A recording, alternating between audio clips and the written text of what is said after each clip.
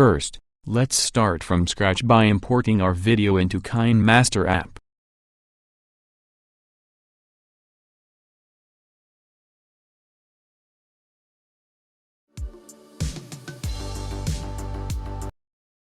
While nothing is selected, press the gear icon.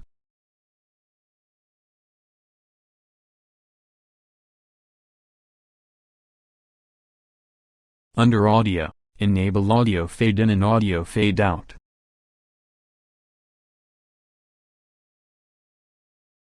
Set the length of the audio fade effect for both.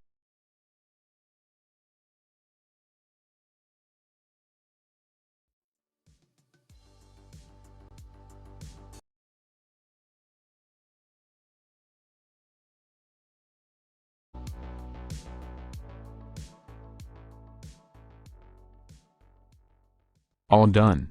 Please subscribe.